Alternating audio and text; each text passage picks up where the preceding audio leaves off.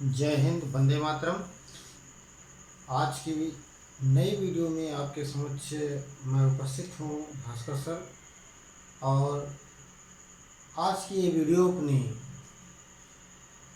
आधारित है BSc third year पे। और बीएससी थर्ड ईयर के थर्ड पेपर फर्स्ट यूनिट में आज का टॉपिक है कि आक्रामक कार्यवाही जो है वो प्रतिरक्षात्मक कार्यवाही से कहीं ज़्यादा अच्छी है, कहीं ज़्यादा अधिक सुदृढ़ है। तो आइए देखते हैं इस वीडियो के माध्यम से कि जो आक्रामक या आक्रमणकारी गतिविधि है, आक्रामक कार्यशैली है, वो प्रतिरक्षात्मक कार्यशैली से किस प्रकार से भिन्न है या किस प्रकार से श्रेष्ठ है। आइए वीडियो की शुरुआत करते हैं। इसमें ब्रिटिश साइंस के इस क्लास में आज का ये टॉपिक है कि आक्रामक कार्यवाही प्रतिरक्षात्मक कार्यवाही से, इसमें थोड़ा सा मिस्टेक हो गया है, ये कर्म होना चाहिए, क्रम नहीं। आक्रामक कार्यवाही प्रतिरक्षात्मक युद्ध कर्म से कहीं बेहतर है। परीक्षा में आपके प्रश्न आ जाता है, इस कथन की पुष्टि कीजिए या इस कथन की व्याख्या कीजिए कि आक्रामक कार्यवाही प्रतिरक्षात्मक युद्ध कर्म से कहीं बेहतर है। तो ये किस तरह से बेहतर है ये समझते हैं। जो महान विचारक, सैन्य विचारक रहे हैं, जैसे मैकियावली हो गए, नाम लिखते चले, मैकियावली,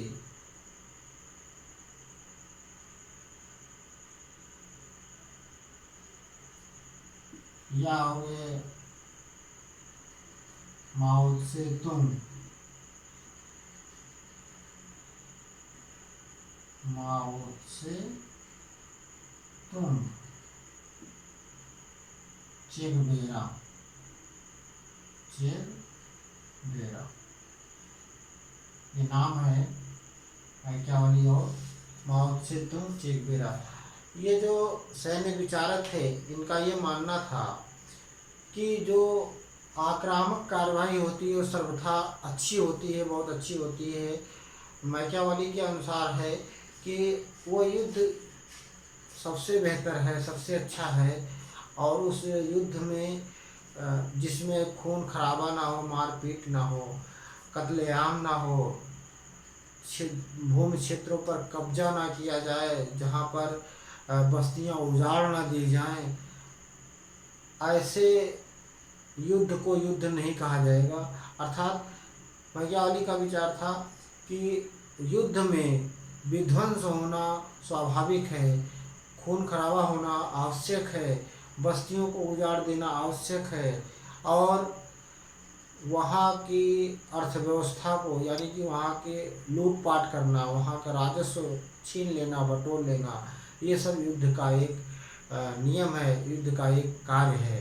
तो मैकियावली के अनुसार ये युद्ध की कार्रवाई है, ये युद्ध की अच्छी बातें हैं। कुछ विद्वानों ने ये माना कि जो आक्रामक कार्यवाही होती है वो प्रतिरक्षात्मक कार्यवाही से या प्रतिरक्षात्मक कर्म से बहुत अच्छा, श्रेष्ठ होती है। क्योंकि इसमें क्या होता है, आक्रामक कार्यवाही में एक हमारे सैनिक को तीव्र गति से धावा बोलना, आक्रमण करने के लिए अवसर मिलता है। क्या मिलता है? आक्रमण करने में, आक्रामक कार्यवाही में क्या होता है कि हमारे सैनिक का या सैनिक का मनोबल सुदृढ़ रहता है, मनोबल क्षीण नहीं होता है, मनोबल में वृद्धि रहती है। इसी वृद्धि के चलते हमें युद्ध कर देना चाहिए, युद्ध को जो है शुरू कर देना चाहिए। इसके विपरीत प्रतिरक्षात्मक युद्ध में क्या है कि प्रतिरक्षात्मक में हम इंतजार करें कि कब दुश्मन हमारे ऊपर हमला करे, तब उसके एवज में हम उसके ऊपर जवाबी कार्रवाई करें। तो हम उसमें कहीं न कहीं सैनिक क्या चाहता है, सैनिक चाहता है कि जल्दी से जल्दी युद्ध समाप्त हो और हम अपने चाहने वाले, अपने मित्रों से, अपने नाते रिश्ते वालों से, अपने घर परिवार वालों से जाकर मिलें। अर्थात युद्ध की स्थिति में जब उसकी सारी छुट्टियां रद्द कर दी जाती हैं, तब उसे कोई रास्ता नहीं होता है, उसे रास्ता होता है अपने वतन पर मर मिटने के लिए। तो उसके लिए ये ज़रूरी होता है, उसका मनोबल तब अच्छा रहेगा जब उसको शीघ्र अतिशीघ्र युद्ध करने को मिले और वो उस युद्ध में विजयी होकर अपने घर परिवार, अपने नाते रिश्ते वालों से मिले। तो आक्रामक कार्रवाई में होता है कि उसके मनोबल में वृद्धि होती है, उसके पास साहस होता है। लेकिन इसके विपरीत प्रतिरक्षात्मक कार्रवाई में जब ये नहीं पता होता है कि कब हमें युद्ध करना है या कब हमारे ऊपर हमारा दुश्मन आक्रमण करेगा, जब वो आक्रमण करेगा तो उसके एवज में हम जो है प्रतिरक्षात्मक कार्रवाई करेंगे। तो प्रतिरक्षात्मक कार्रवाई में हमें समय का भी ज्ञान नहीं होता है कि, और ये भी नहीं ज्ञान होता है कि किस प्रकार का हमला हमारे ऊपर किया जाएगा। तो कहीं ना कहीं हमारी सुरक्षा में कमी रह जाती है, अपनी सुरक्षा करने में, कि जब उसकी नीतियों को या दुश्मन की नीतियों को पता नहीं चलता है। तो इस प्रकार से आक्रामक कार्यवाही जो होता है सैनिक का मनोबल बनाए रखने में और उसके युद्ध कर्म को बनाए रखने में महत्वपूर्ण भूमिका निभाता है।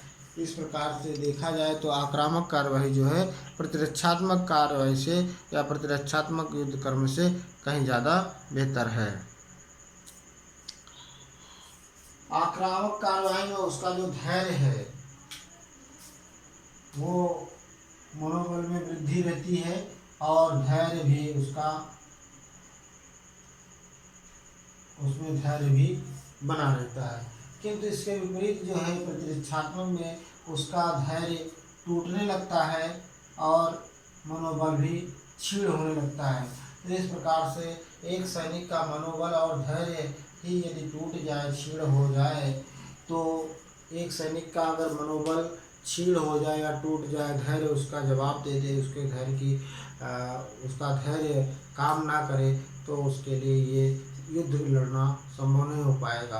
तो इस प्रकार से देखा जाए तो आक्रामक कार्यवाही प्रतिरक्षात्मक कार्यवाही से कहीं ज़्यादा अच्छा रिस्पांस या अच्छा परिणाम देती है, जिसमें सैनिकों का मनोबल भी उच्च रहता है, उनमें धैर्य और साहस भी भरा होता है। तो इसलिए आक्रामक कार्यवाही जो है प्रतिरक्षात्मक युद्ध कर्म या कार्यवाही से कहीं ज़्यादा बेहतर है। और मैकियावेली और माओ त्से तुंग ने इस प्रकार से आक्रामक कार्यवाही को ही बल दिया है, आक्रामक कार्यवाही को ही इन्होंने सुदृढ़ और अच्छा माना है। इस युद्ध में जहाँ पर लूटपाट ना हो, खून खराबा ना हो, लड़ाई झगड़ा ना हो या भूमि क्षेत्र छीने झपटे ना जाएं, बस्तियाँ उजाड़ी ना जाएं, इस प्रकार युद्ध में संभव नहीं है। युद्ध में इस प्रकार का कार्य होना आवश्यक है। ये विचार है मैकियावेली और माओ त्से तुंग जैसे महान सैन्य विचारकों का। तो आज की वीडियो में हम लोगों ने देखा कि आक्रामक कार्यवाही प्रतिरक्षात्मक युद्ध कर्म से कहीं अधिक बेहतर है। आक्रामक कार्यवाही में हमें सैनिक को या दुश्मन को बिना कोई चांस दिए हुए उस पर आक्रमण करने के लिए समय होता है, किंतु प्रतिरक्षात्मक कार्यवाही में ना हमें ये ज्ञान होता है, ना हमें ये ज्ञात होता है कि कब हमारे ऊपर सैनिक या विपक्ष का शत्रु जो है हमारा हम पर आक्रमण करेगा और उसका जवाब हम कब देंगे और किस प्रकार से देंगे। तो आज की वीडियो में हम लोगों ने आक्रामक कार्यवाही प्रतिरक्षात्मक युद्ध कर्म से कहीं अधिक बेहतर है इस विषय में जाना।